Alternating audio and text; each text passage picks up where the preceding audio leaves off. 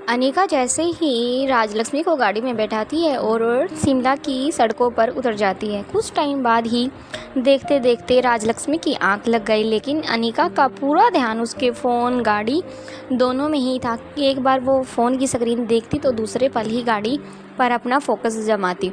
काफ़ी देर तक अनिका ऐसी दवंद में फंसी हुई थी और कुछ टाइम बाद दोनों की गाड़ी शिमला के लिए पहुंच गई।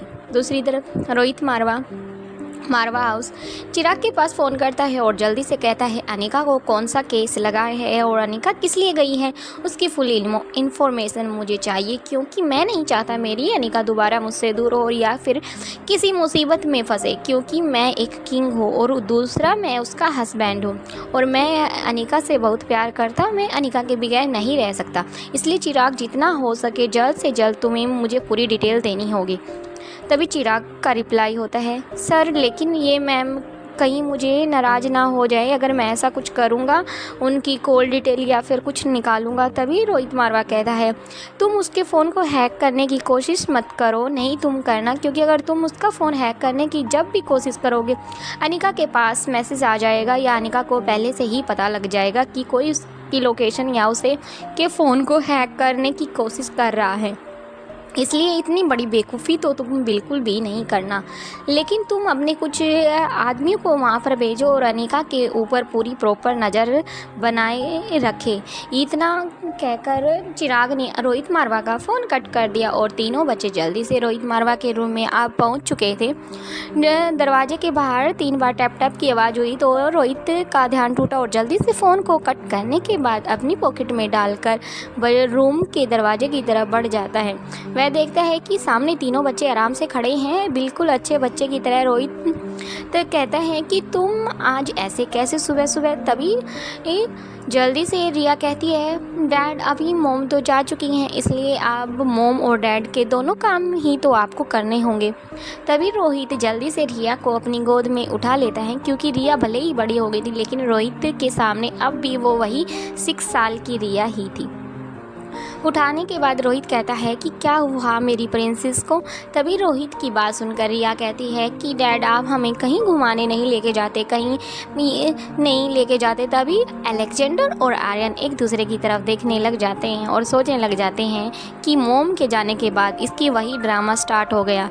ये वही रिया है जो कल शाम तक तो स्टडी पर इतना ध्यान दे रही थी, लेकिन अब इसकी स्टडी का जो जादू था वो छूमंतर होके उड़ चुका है। तभी दोनों भाई आराम से नीचे गर्दन करके हंसने लग जाते हैं। रोहित का ध्यान उनकी तरफ चला जाता है और वो दोनों भाई बिल्कुल चुप हो जाते हैं। रोहित कहता है कि तुम दोनों भाई कैसे क्यों हंस रहे हो, क्या मुझे अपनी हंसी में शामिल नहीं करोगे, क्या मुझे अपनी खुशी में शामिल नहीं करोगे। इतनी बात कहकर दोनों भाई चुप हो जाते हैं और ये सोचने लग जाते हैं कि जो अब ये मुसीबत आई है उसे कैसे बाहर निकाला जाए, क्योंकि ये सब अगर डैड को बताया तो रिया नाराज़ हो जाएगी और रिया से अलग डैड को बताया तो डैड भी परेशान हो जाएंगे।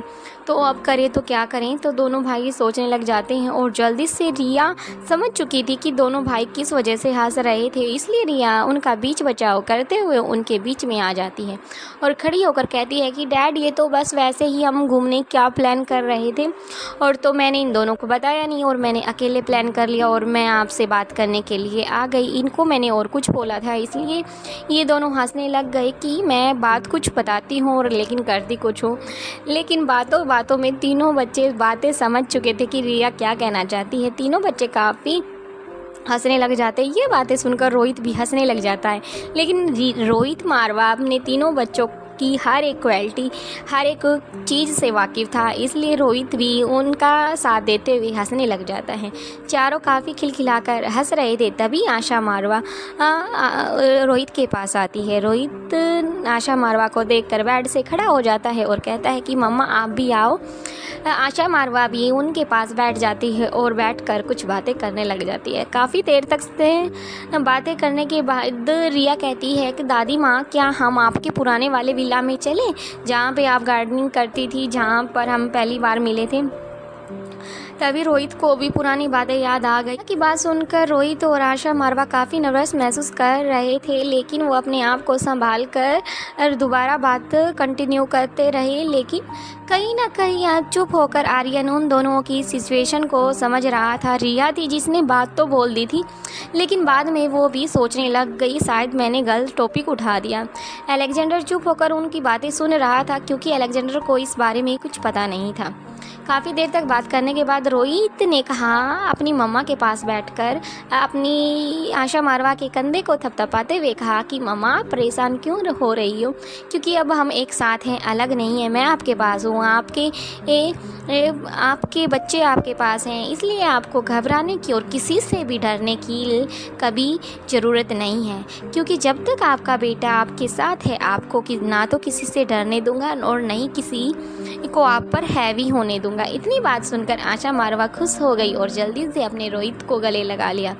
रिया की जब बातें सुनी थी तो उसके दिमाग के अंदर वही 7 साल का रोहित मारवा की तस्वीर छवि आ गई थी, और वो सोचकर आशा मारवा काफ़ी घबरा गई और कहीं उसको खोने का डर जो पहले था वही उसके सामने आ गया। इसलिए आशा मारवा ने रोहित मारवा को गले लगा लिया।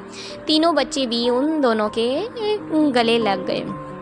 काफ़ी देर तक ऐसा रहने के बाद रिया की टॉपिक पर आशा मारवा ने आते हुए कहा कि हाँ हम अपने पुराने विला चलेंगे, लेकिन अभी आज मुझे कुछ काम है, उसके बाद नेक्स्ट डे हम चलेंगे।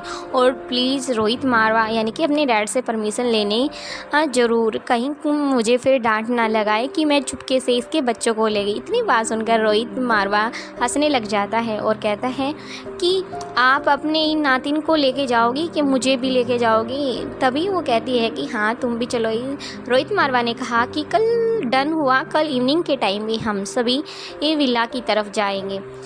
इतनी बात कहकर रोहित मारवा का फ़ोन बज उठता है। रोहित मारवा अपना फ़ोन लेकर उनसे साइड में आ जाता है और तीनों बच्चे और आशा मारवा बैठकर बातें करने लग जाते हैं। रोहित अपना फ़ोन लेकर नीचे की तरफ बढ़ जाता है, क्योंकि उसने देख लिया था ये फ़ोन चिराग मेहता का है। जल्दी से फ़ोन पर बात करता है और कहता है कि क्या हुआ, क्या सिचुएशन है और ऐसी क्या बात है जो तुम्हें इतना कम टाइम लगा, और क्या तुम्हारे पास कोई इन्फॉर्मेशन है। तभी वो कहता है कि हाँ सर, मुझे पता लगा है कि निपुण मीना है, वो उसका पहले का जो बैकग्राउंड है जैसा आपने मुझे बताया था सेम एज इट इज़ वैसा ही है, और इसकी नॉन में कोई एक लड़का भी है जो इसके काफ़ी क्लोज़ है, लेकिन अभी तक उसका पता नहीं लग पाया है।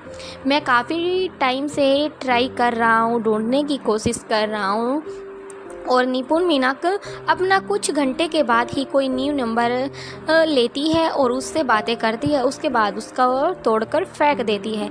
ये कम से कम पिछले 5 सालों से ऐसा कर रही है। इसके नाम पर ना होकर वो सिम भी किसी और अननोन नंबर या नाम से ही ली गई है। इतनी बात सुनकर रोहित मारवा भी काफ़ी परेशान हो गया। रोहित मारवा ने कहा कि ठीक है, तुम उसे ढूंढने की कोशिश करो। और अनिका के बारे में तभी चिराग कहता है कि सर मैंने अभी मैम के बारे में कुछ इन्फॉर्मेशन नहीं मिली है और अभी तक मैंने किसी को भेजा भी नहीं है। इसके बारे में मैं अभी लगूंगा, क्योंकि अभी तक मैं निपुण मीना पर फोकस था। रोहित मारवा ने कहा कि ठीक है। इतना कहकर रोहित मारवा ने फ़ोन कट कर दिया। थैंक यू फ्रेंड्स, वीडियो पसंद आए तो please like share subscribe comment कर ज़रूर बताना। और अभी मेरा